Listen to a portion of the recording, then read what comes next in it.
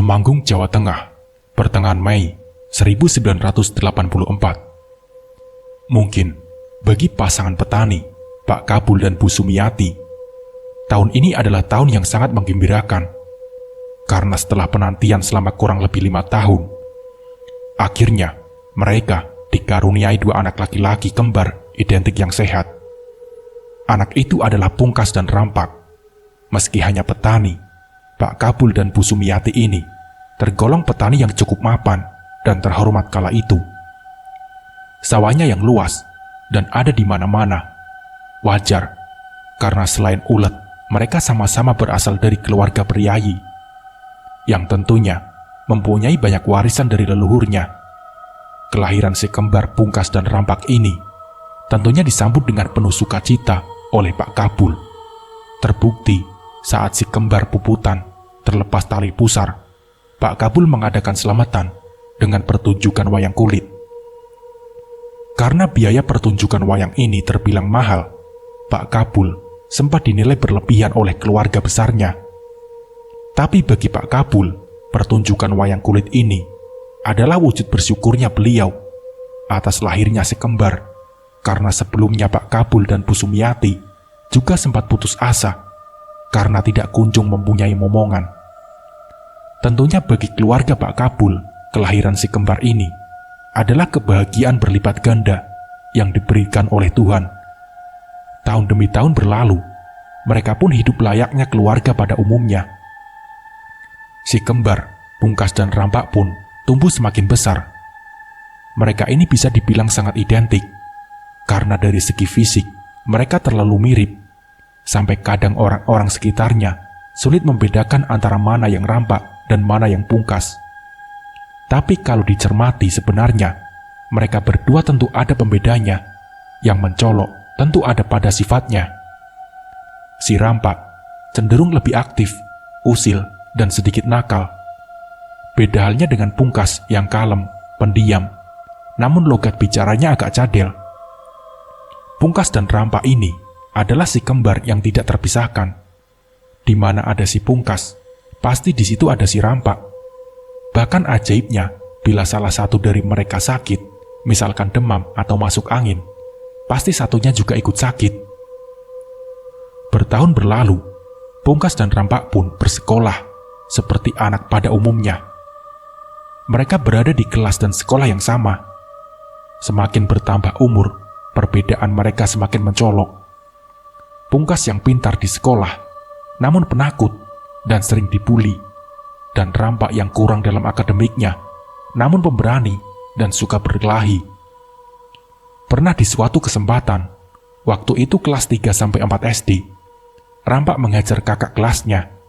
Setelah si Pungkas mengadu kalau dia baru saja dipala oleh kakak kelasnya itu, perkelahiannya cukup brutal untuk seukuran anak SD. Memang si Rampak menang, tapi orang tua Rampak dan Pungkas harus dipanggil ke sekolah karena kakak kelas dihajarnya terlalu cukup parah, sampai harus mendapatkan jahitan di kepalanya setelah dipopor dengan batu oleh Rampak. Meski kasar dan suka berkelahi, Rampak bukanlah pembuat onar. Dia hanya akan bertindak bila ada yang memulai atau ada yang menyentuh saudaranya. Bahkan yang harusnya lebih kuat, justru Rampaklah yang selalu mengalah dengan Pungkas, misalnya soal mainan atau yang lainnya. Sehingga tidak seperti saudara-saudara pada umumnya, Rampak dan Pungkas tidak pernah sekalipun berantem. Mereka berdua sangat akur. Untuk urusan makan saja, mereka akan saling menunggu, terutama si Pungkas yang tak mau makan bila saudaranya belum duduk bersama di meja makan. Singkat cerita, setelah bertahun berlalu, tepatnya di tahun 1994, saat Rampak dan Pungkas menginjak umur 10 tahun, terjadi satu kejadian yang akan merubah keluarga ini selamanya. Kejadian ini cukup tragis dan sangat mengejutkan. Waktu itu bulan puasa, tepatnya 3 hari sebelum Lebaran. Seperti biasanya, anak-anak akan dibelikan baju baru. Waktu itu, Pungkas dan Rampak diajak oleh Pak Kabul ayahnya ke pasar untuk membeli baju. Dengan dibonceng 3, mereka hendak berangkat ke pasar. Ibu Sumiati, istri Pak Kabul, sempat tak setuju bila Rampak dan Pungkas ikut ke pasar. Karena hari itu langit terlihat sangat mendung. Tapi karena si kembar terus merengek, akhirnya mereka pun dibolehkan ikut ke pasar, sementara ibunya menunggu di rumah sendiri. Entah kenapa saat itu Bu Sumiati seakan mempunyai firasat yang tidak enak. Tapi dia tidak tahu apa itu. Dengan gelisah, dia pun menunggu di rumah. Sementara di pasar, Rampak dan Pungkas tampak riang memilih baju barunya. Setelah mendapatkan baju yang diinginkan, mereka pun pulang. Di separuh perjalanan, terjadi hujan yang begitu lebat. Pak Kabul sempat menepi dan memakai jas hujan. Tapi, saat ingin melanjutkan perjalanan, Pak Kabul sempat urung. Karena hujannya sangat lebat waktu itu. Tapi si kembar terus saja merengek minta pulang. Pak Kabul pun kembali melanjutkan perjalanannya. Posisinya, Pungkas di tengah dan Rampak di paling belakang. Pak Kabul mengendarai motor dengan agak lambat. Karena derasnya hujan kala itu cukup menghambat penglihatan Pak Kabul. Tapi sekira setengah kilometer, kemudian hal tragis terjadi. Satu pohon mahoni tumbang tepat saat mereka melintas. Naasnya, bagian dari pohon itu ambruk mengenai bagian belakang motor yang mereka naiki. Motor pun sempat standing dan oleng sampai mereka bertiga terjatuh. Tapi di sini, Rampak tak selamat. Karena sebagian dari pohon yang ambruk itu ternyata mengenai kepala bagian belakang dan tengguk Rampak. Belakang motornya tampak ringsek. Pungkas menangis. Pak Kabul juga tak mendapatkan luka yang cukup berarti. Tapi di antara derasnya hujan, Pak Kabul yang melihat Rampak yang tertelungkup di tengah jalan, terlihat darah segar keluar dari telinga Rampak. Dengan panik, Pak Kabul segera menghampirinya. Namun saat akan menggendongnya, Pak Kabul seketika menangis melihat bagian dari leher si Rampak sudah terkulai ke belakang. Nampaknya leher Rampak patah. Dengan histeris, Pak Kabul berteriak meminta pertolongan sembari memeluk Rampak yang sudah tidak bernafas lagi. Pungkas yang melihat keadaan saudaranya seketika ikut menangis. Tangisan mereka berdua memecah bisingnya hujan kala itu. Hingga akhirnya warga sekitar mulai berdatangan. Pak Kabul dan Pungkas dibapah menuju rumah terdekat, sementara sebagian warga berhujan-hujanan memayungi jasad si Rampak, menunggu petugas evakuasi datang. Pak Kabul sempat pingsan beberapa kali saat menyadari bahwa Rampak tak tertolong, sementara Pungkas di sini tak henti-hentinya menangis. Hingga akhirnya beberapa saat kemudian kabar duka ini sampai ke telinga Ibu Sumiati. Kabar ini tentunya sangat mengagetkan, dan dengan tergopoh-gopoh Ibu Sumiati datang ke lokasi, diantar oleh tetangganya. Beliau awalnya tak tahu bila Rampak sudah tertolong, sampai akhirnya Bu Sumiati melihat sendiri jasad Rampak anaknya di tengah jalan. Bu Sumiati langsung histeris dan pingsan, sementara Pungkas sudah berhenti menangis. Tapi dia terlihat diam dan kosong, seakan bingung mencerna tentang apa yang baru terjadi. Singkat cerita, akhirnya jasad Rampak dibawa pulang untuk dimakamkan. Tentunya kepergian Rampak ini membawa duka yang cukup dalam di keluarga Pak Kabul. Terutama untuk si Pungkas. Dari proses disolatkan sampai akan dikuburkan, Pungkas kembali histeris dan menangis. Menangisi saudara sekaligus sahabatnya itu. Tak henti-hentinya, Pungkas ini memeluk tubuh saudaranya yang sudah dikafani itu. "Kalau kamu mati, terus aku sama siapa? Jangan mati, Rampak." Dengan terisak, Pungkas berkata begitu di depan jasad Rampak.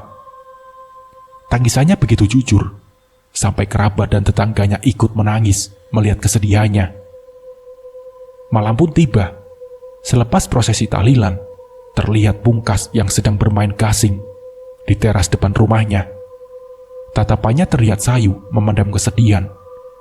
Mas Kohar, sepupu Pungkas, sekaligus narasumber dari cerita ini, mendekati Pungkas yang sedang bermain gasing di depan rumahnya.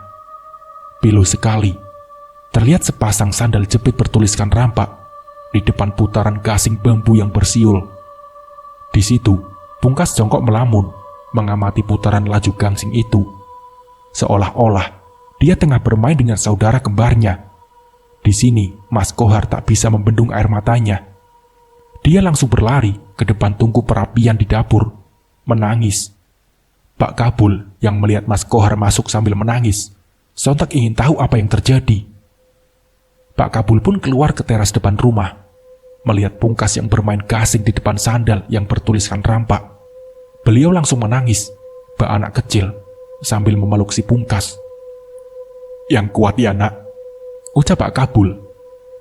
Pak Kabul mencoba mengatakan kata-kata yang saat itu masih mustahil diterapkan pada dirinya sendiri itu. Pungkas hanya terdiam tak menangis. Namun tatapannya kosong. Pungkas pun digendong dan dibawa masuk ke dalam rumah oleh Pak Kabul. Hari pun berlalu. Sudah hampir 40 hari setelah kepergian Rampak, si Pungkas kini mulai bersekolah. Sejak meninggalnya Rampak, dia kini menjadi anak yang pemurung dan lebih pendiam. Tampaknya, dia masih berkabung atas meninggalnya Rampak. Dan ada satu kejadian janggal. Kali ini, dialami oleh Bu Sumiati. Waktu itu, sekitar jam 10 pagi, Pungkas sedang bersekolah dan Pak Kabul sedang tak ada di rumah. Bu Sumiati tengah menyapu ruangan di rumahnya. Sesekali, dia menghela nafas panjang ketika membereskan barang milik anak-anaknya. Nampaknya Mas berkabung belum selesai juga bagi Bu Sumiati. Usai menyapu ruangannya, Bu Sumiati duduk di ruang tamu. Dipandanginya foto Pungkas dan Rampak saat balita yang tertempel di tembok ruangan itu. Nampak lucu sekali. Tak terasa air mata Bu Sumiati menetes, mengingat kembali satu putranya Rampak sudah tiada. Sambil memukul-mukul dadanya, Bu Sumiati mencoba menguatkan hatinya. "Aku harus kuat, aku harus kuat," ucap Bu Sumiati dalam hatinya. Tapi seketika momen itu terpecahkan oleh suatu suara. Bu Sumiati mencermati suara itu, yang ternyata berasal dari kamar Pungkas dan Rampak. Suara siulan gasing bambu. Beliau sangat tak asing dengan suara ini, karena itu adalah mainan yang disenangi anaknya.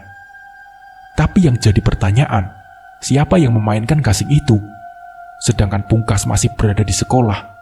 Bu Sumiati mulai berpikir yang tidak-tidak. Apakah ini Rampak?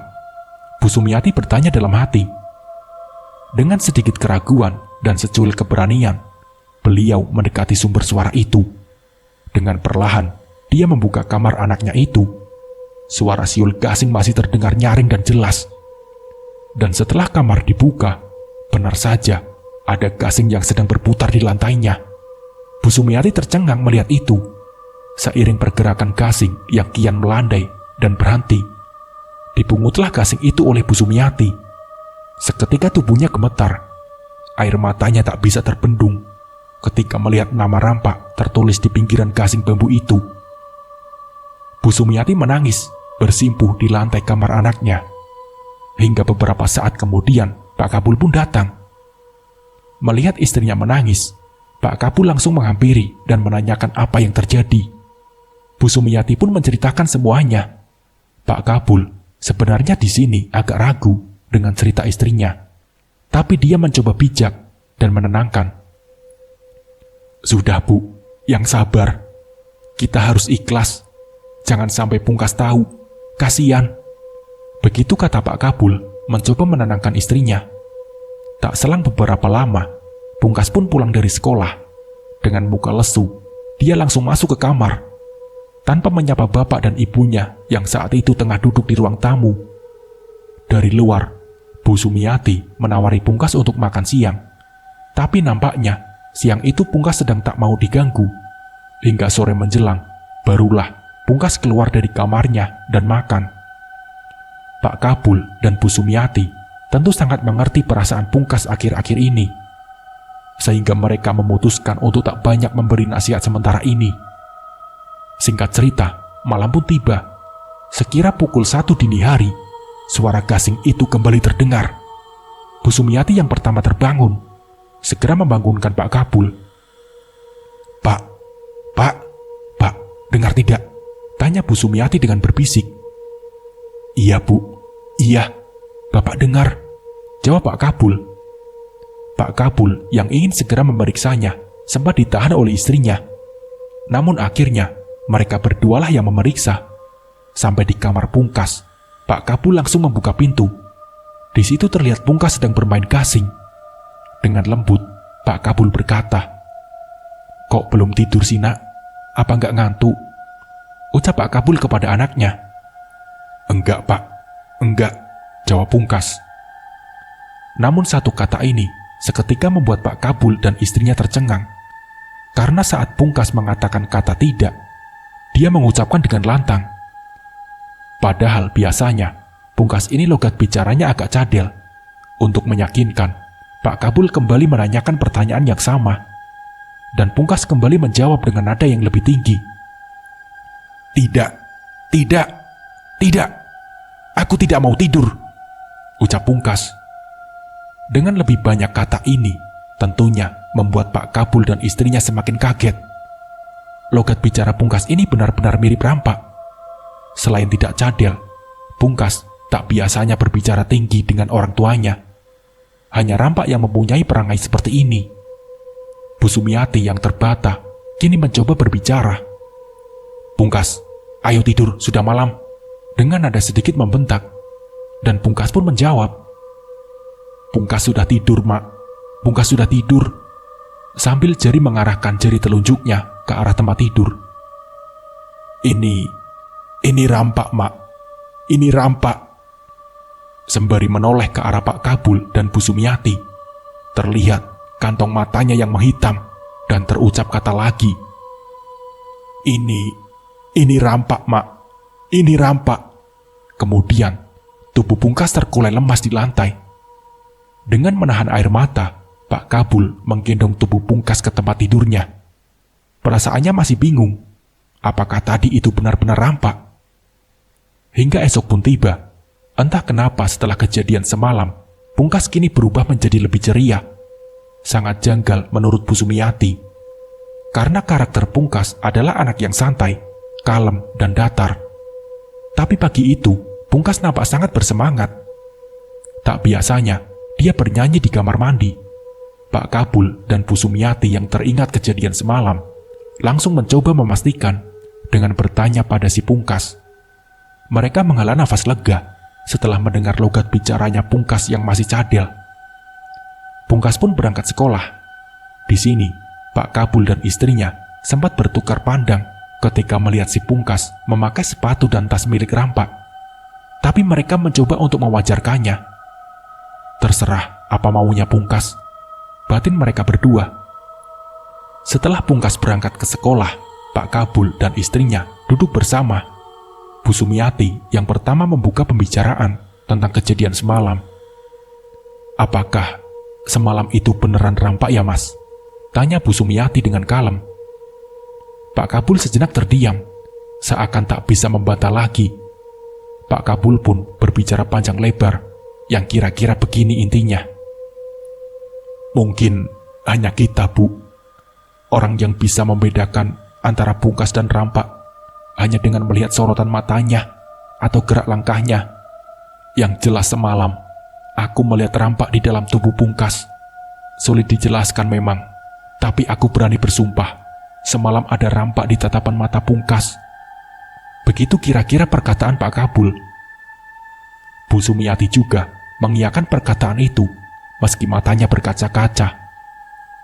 Dengan canggung, mereka pun menyudahi pembicaraan itu dan kembali ke aktivitas masing-masing. Sampai akhirnya, sekitar jam 11 siang, Pungkas pun pulang. Tapi kali ini, dia tidak sendiri. Dia diantar oleh ibu gurunya dengan baju yang kotor penuh tanah. Setelah melihat ibunya, Pungkas langsung menangis dan berlari memeluk ibunya, sembari minta maaf. "Maaf, Bu, tapi aku nggak salah. Anak itu ngecek terus dan berkata rampak mati. Rampak mati. Aku yang nggak terima toh, Bu," ucap Pungkas. Kata ibu guru, Pungkas berkelahi di sekolah karena dibuli oleh kakak kelasnya.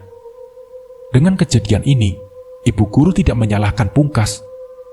Dia justru membela karena dia sangat hafal dengan sifat Pungkas. Pasti ada hal yang keterlaluan sehingga membuat Pungkas menjadi semarah ini. Dan setelah mendengar pengakuan dari Pungkas tadi, nampaknya tebakan ibu guru benar. Pantas saja Pungkas marah. itu adalah kata-kata yang tidak beradab. Dan singkat cerita, malam pun tiba. Pungkas yang tiba-tiba demam terlihat sedang berada di kamarnya bersama ibunya. Dia menggigil kedinginan. Dalam demamnya, Pungkas juga sempat beberapa kali mengigau, memanggil-manggil Rampak. Tidurnya tampak tak tenang. Sampai akhirnya, sekira pukul 11:30 malam, demamnya mulai menurun dan tidurnya mulai nyenyak.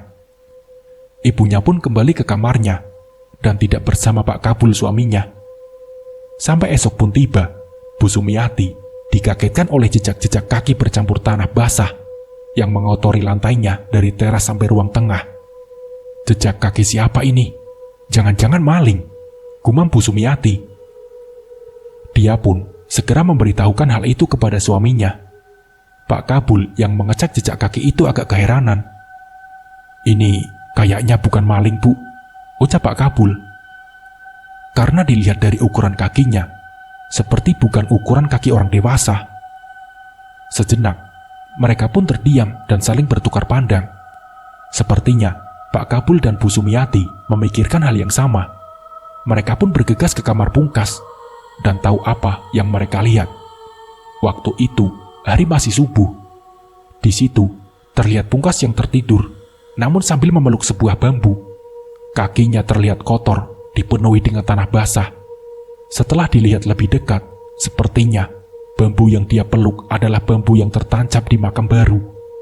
Biasanya bersifat sementara, sebelum diberi batu atau kayu nisan.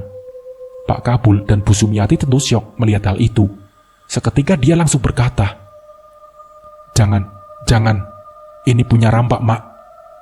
Dengan perlahan, Pak Kabul melepaskan batang bambu itu dari pelukan si Pungkas dan membawanya ke teras depan rumah. Sementara Ibu Sumiati membersihkan jejak-jejak tanah itu sambil menahan air matanya. "Ada apa ini, Tuhan?" batin Bu Sumiati. Sampai akhirnya matahari mulai terbit. Pak Kabul segera pergi ke rumah Mas Kohar, sepupu Rampak dan Pungkas yang paling tua. Pak Kabul menceritakan apa yang terjadi dan menyuruh Mas Kohar mengecek ke makam Rampak pagi itu juga. Dan setelah dicek, memang benar, satu bambu yang menancap di makam Rampak sudah hilang. Mas Kohar segera pergi menuju rumah Pungkas dan memberitahukan itu kepada Pak Kabul. Beliau yang mengetahui bahwa itu memang benar nisan Rampak, langsung lemas dan bingung. Mas Kohar juga tidak bisa berkata-kata lagi. Sampai akhirnya, Bu Sumiati menghampiri dan mengatakan kalau Pungkas kembali demam. Mas Kohar dan Pak Kabul segera ke kamar Pungkas untuk melihat keadaannya. Pungkas terlihat pucat, badannya menggigil. Atas saran dari Mas Kohar, Pungkas langsung dibawa ke klinik terdekat. Setelah diperiksa, alhamdulillah, Pungkas hanya demam biasa, kata dokter. Dia pun diberi obat dan pulang. 2 hari berlalu, tepat 40 hari meninggalnya Rampak. Prosesi tahlilan 40 hariannya Rampak pun dilaksanakan. Sementara waktu itu, keadaan Pungkas belum begitu membaik. Si Pungkas masih tertidur lemas di kamarnya, ditemani oleh Mas Kohar. Singkat cerita, setelah prosesi tahlilan selesai, seperti biasa, ada sebagian warga yang tidak langsung pulang. Mereka biasanya mengobrol sampai larut malam. Mbah Tejo, salah satu sesepuh desa yang dikenal sebagai orang yang cukup mengerti tentang hal spiritual, berkata kepada Pak Kabul, "Yang sabar dan ikhlas, Bul. Kasihan Pungkas. Gimana sekarang keadaannya?" tanya Mbah Tejo. Pak Kabul agak kaget mendengar itu. Memang, dalam hatinya, Pak Kabul belum sepenuhnya ikhlas dengan kepergian Rampak. Dia masih merasa bersalah atas musibah kecelakaan itu. "Iya, Mbah. Insya Allah saya ikhlas," jawab Pak Kabul terisak. Kabar soal bambu nisan itu belum menyebar. Masih ditutupi oleh Pak Kabul, istrinya, dan Mas Kohar. Tapi di sini, Pak Kabul sudah tak tahan lagi dan mengajak Mbah Tejo masuk ke kamar Pungkas untuk menceritakan apa yang terjadi akhir-akhir ini. Di depan Pungkas yang sedang terbaring sakit, Pak Kabul bercerita kepada Mbah Tejo tentang apa yang terjadi akhir-akhir ini. Terjadi pembicaraan yang cukup panjang waktu itu. Sampai akhirnya Mbah Tejo berkata, "Sudah, sekarang gak usah dipikir dulu. Yang penting Pungkas sembuh, ucap Mbah Tejo. Mbah Tejo pun meminta Pak Kabul untuk memanggil istrinya, untuk meminta puputan tali pusar milik Pungkas. Bergegas, Pak Kabul memanggil istrinya dan menanyakan apa yang diminta oleh Mbah Tejo tadi. Bu Sumiati sempat lupa di mana dia menyimpannya, karena memang seumur-umur Rampak dan Pungkas tidak pernah menggunakan tali puputan itu untuk suwu. Sampai akhirnya, benda itu berhasil ia temukan. Tapi, ada masalah baru di sini. Tali pusar itu ada 2, dan berada dalam satu wadah. Bu Sumiati ataupun Pak Kabul tentu saja tidak bisa membedakan mana milik Pungkas dan mana milik Rampak. Akhirnya, Mbah Tejo pun menyatukan tali pusar itu dalam gelas dan menyiramnya dengan air panas, serta sedikit membacakan doa-doa. Sudah, ini nanti diminumkan ke Pungkas, kata Mbah Tejo. Tak selang beberapa lama, Mbah Tejo pun pamit. Malam sudah mulai larut. Satu persatu warga sudah beranjak pulang. Suasana rumah kembali sepi. Tinggal Bu Sumiati dan Pak Kabul dan Mas Kohar yang masih di situ. Dan beberapa saat kemudian, terdengar suara Pungkas dari kamar, memanggil ibunya. Nampaknya, Pungkas ingin buang air kecil. Dengan payah, Pungkas dipapa oleh Mas Kohar menuju kamar mandi. Di sini, Mas Kohar bisa merasakan badan Pungkas yang panas. Setelah dari kamar mandi, Bu Sumiati teringat pesan dari Mbah Tejo tadi. Segera, dia minumkan air tali pusar itu ke Pungkas. Dia pun kembali berbaring dan tertidur. Sementara Mas Kohar, Pak Kabul, dan istrinya tetap berada di dalam kamar menunggui Pungkas. Sekira 15 menit kemudian, ajaibnya, Pungkas mulai berkeringat. Bu Sumiati yang memegang jidatnya merasa lega. Suhu tubuh Pungkas sudah turun. Tak selang beberapa lama, Pungkas pun bangun dengan segar dan mengeluh lapar. Wajar, sudah 2 hari ini Pungkas tak selera. Bu Sumiati pun segera mengambilkan makanan untuk Pungkas. Dia makan dengan sangat lahap, bahkan minta tambah. Setelah selesai makan, Pungkas berkata, "Aku sudah kenyang, Bu. Tidak lapar lagi," ucap Pungkas. Bu Sumiati yang mendengar logat itu langsung tercengang dan buru-buru keluar membawa piring bekas Pungkas tadi. Segera dia menuju ruang tamu. Terlihat Mas Kohar dan Pak Kabul masih mengobrol di situ. "Rampak, Pak, Rampak," begitu kata Bu Sumiati dengan agak berbisik. Segera Pak Kabul dan Mas Kohar menuju kamar Pungkas. Dan di situ, Pungkas sedang duduk di atas ranjangnya sambil senyum-senyum sendiri. "Pungkas, Pungkas," panggil Pak Kabul dengan agak berteriak. "Kok Pungkas toh? Aku Rampak, Pak," teriak Pungkas. Di situ Pak Kabul, istrinya, dan Mas Kohar hanya tertegun. Tidak mungkin itu Rampak, batin Pak Kabul. Tapi di sisi lain, Pak Kabul mengenali suara dan tatapan matanya. Dia yakin itu Rampak. "Mana bajuku yang baru, Pak?" kata Pungkas dengan logat Rampak. Mengingat ini masih suasana lebaran, walaupun sudah kelewat bulan, sepertinya sosok Rampak di dalam raga Pungkas itu meminta baju barunya yang dulu sempat dibeli bersama ayahnya beberapa jam sebelum kecelakaan terjadi. Bu Sumiati tentu menangis mendengar itu. Segera dia mengambilkan baju itu, sementara Pak Kabul menyuruh Mas Kohar untuk memanggil Mbah Tejo. Di situ, Rampak dalam tubuh Pungkas meminta Bu Sumiati untuk memakaikan bajunya. Dengan agak gemetar dan menangis, beliau memakaikan baju itu. Dan setelah dipakai, dia berdiri perlahan dan turun dari ranjang. Dia berjalan menuju cermin kaca yang ada di dekatnya. Layaknya orang bercermin, dia memiring-miringkan badannya. "Wah, pantas sekali ini," ucap Pungkas. Bu Sumiati dan Pak Kabul yang berdiri di sampingnya sudah tak bisa berkata-kata lagi. Dan sosok Rampak dalam tubuh Pungkas itu pun tiba-tiba tertawa terbahak-bahak. Entah apa sebabnya, tawanya sangat khas Rampak. Pak Kabul dan Bu Sumiati tentu mengenali itu. Bu Sumiati nampaknya sudah tak tahan lagi. Dia pun berkata, "Rampak, Rampak," sembari mendekat dan memeluknya. Bu Bu Sumiati terus menangis. Sementara di sini, sosok Pungkas kembali terdiam, menatap ayahnya yang masih berdiri di dekatnya lewat pantulan kaca cermin. Pak Kabul yang tak sengaja beradu mata melihat kantong mata Pungkas yang perlahan mulai semakin menghitam. Di pantulan cermin itu, Pungkas tersenyum menyeringai. Firasat Pak Kabul sudah tak enak. Segera dia tarik istrinya dari pelukan Pungkas. Dan setelah terlepas, Pungkas kembali berkata, "Aku rampak, Pak. Aku rampak," katanya. Dan tubuh Pungkas pun terkulai lemas di lantai. Segera Pak Kabul memindahkannya ke tempat tidurnya. Dan tak selang beberapa lama, Mbah Tejo dan Mas Kohar pun datang. Mbah Tejo mulai menerawang apa yang sebenarnya terjadi. Menurut pendapat Mbah Tejo, yang merasuki tubuh Pungkas itu bukan rampak, tapi jin yang menyerupai atau berpura-pura menjadi rampak. Kenapa bisa terjadi? Nah, menurutnya, kesedihan Pungkas yang terlalu dalam itulah yang membuat jin menjadi tertarik untuk menyerupai sosok rampak. Baru kali ini, Mbah Tejo menemukan kasus seperti ini. Akhirnya, Mbah Tejo pun memberikan solusi agar Pungkas diruqyah.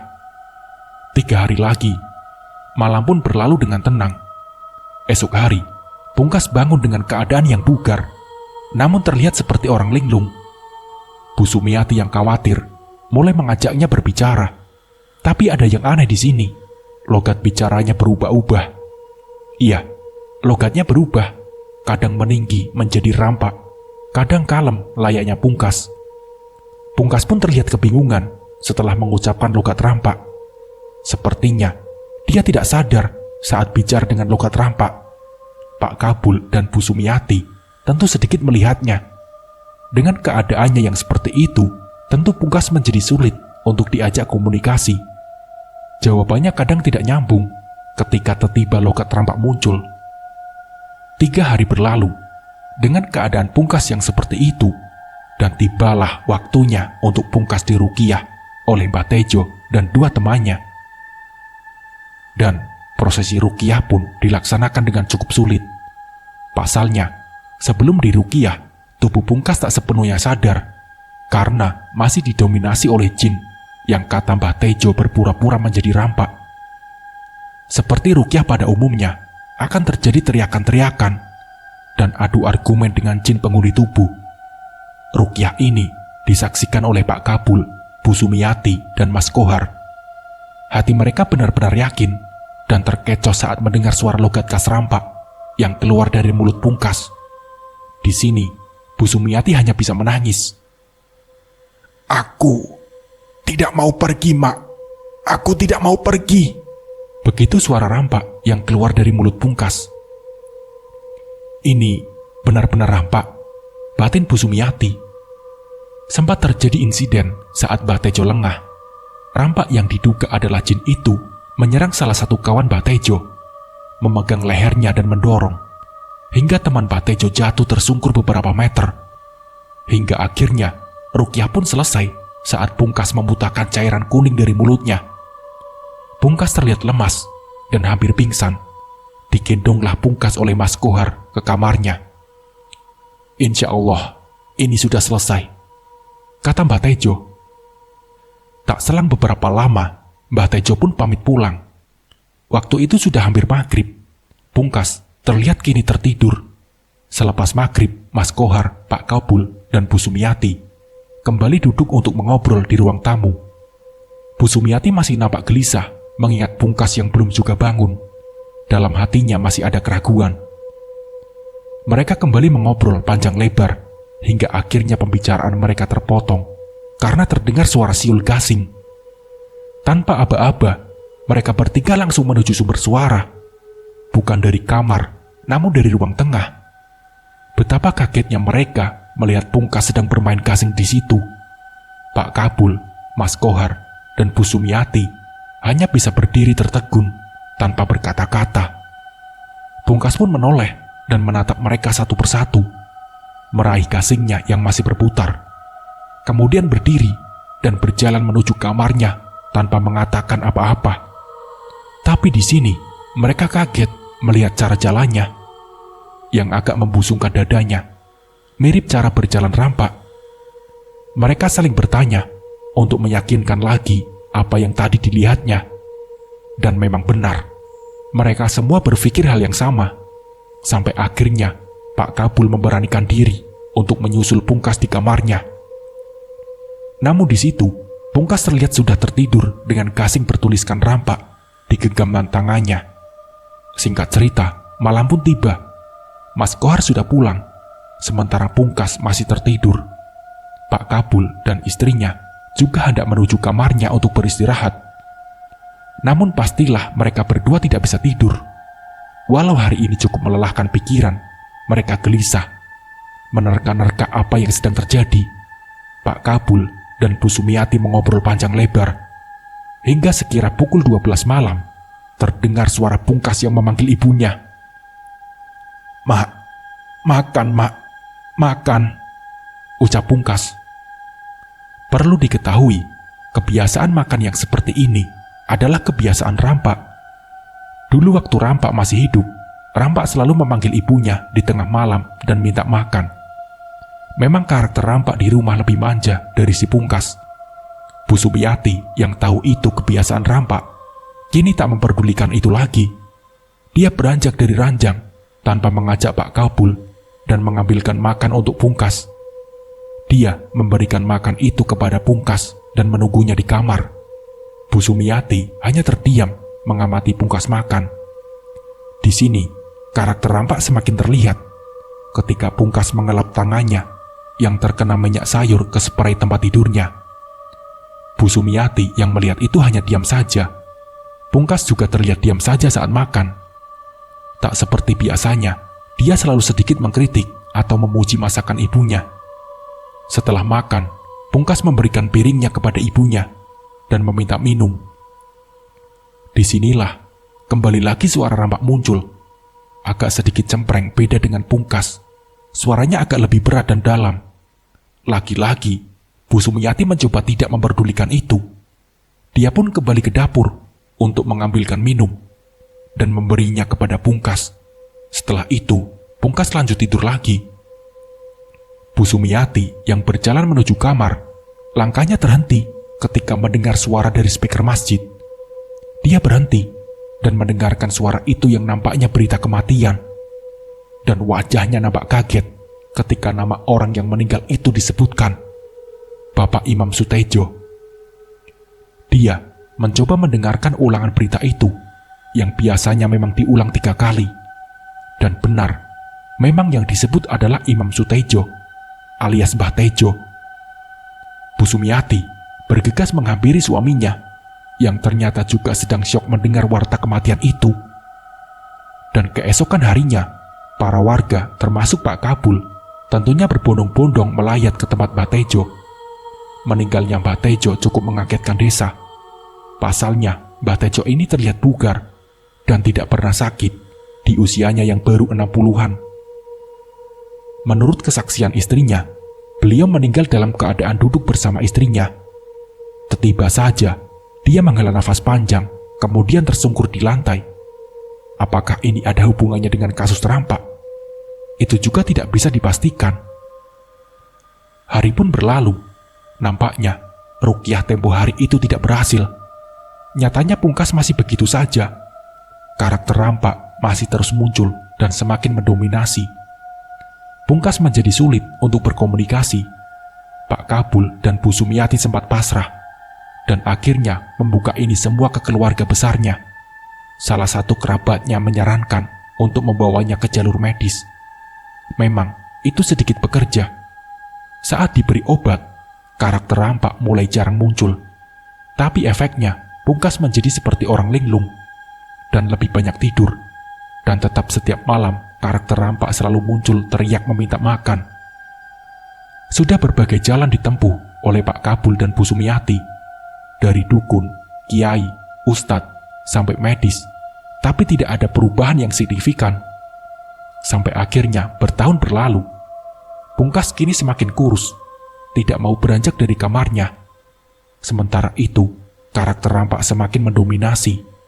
Bila muncul, dia akan teriak-teriak tidak jelas, yang jelas logatnya sangat rampak, tidak cadel. Pernah suatu hari, Ibu Sumiati bermimpi didatangi oleh almarhum Mbah Tejo. Dalam mimpi itu, Mbah Tejo hanya mengatakan, "Sudah, ikhlaskan saja. Pungkas sudah dirampas jiwanya. Mungkin itu yang disebut sebagai rampas jiwa," ucap Mbah Tejo. Dengan keadaannya yang seperti itu, tentu Pungkas tak lagi bisa bersekolah. Namun Pak Kabul dan Bu Sumiati tetap merawatnya dengan telaten. Sampai akhirnya di tahun 1999, di umurnya yang ke-15 tahun, Pungkas nampaknya sudah tidak kuat lagi menahan rindu kepada saudaranya. Di hari terakhirnya, ibunya sempat gembira karena satu hari itu, Pungkas benar-benar menguasai tubuhnya. Dia sempat berbicara tentang kerinduannya dengan rampak. Sampai akhirnya subuh hari, Pungkas ditemukan sudah tidak bernapas lagi. Di atas ranjangnya dengan tersenyum kecil. Pungkas dimakamkan tepat di samping rampak. Kini, mereka benar-benar kembar yang tak terpisahkan. Bu Sumiati dan Pak Kabul kini hidup sendiri, tanpa Pungkas apalagi rampak. Sampai sekarang, cerita ini ditulis, Pak Kabul dan Bu Sumiati masih rutin berziarah ke makam Pungkas dan rampak setiap hari Kamis. Menurut kesaksian Mas Kohar, tidak ada satu Kamis pun yang terlewati. Meski hujan sekalipun, mereka selalu menyempatkan untuk menjenguk anaknya. Semoga beliau sehat selalu. Nah, seperti itulah kisahnya. Semoga dari kisah ini kita bisa mengambil hikmah dan pembelajarannya. Mungkin cukup sekian dari saya. Wassalamualaikum warahmatullahi wabarakatuh.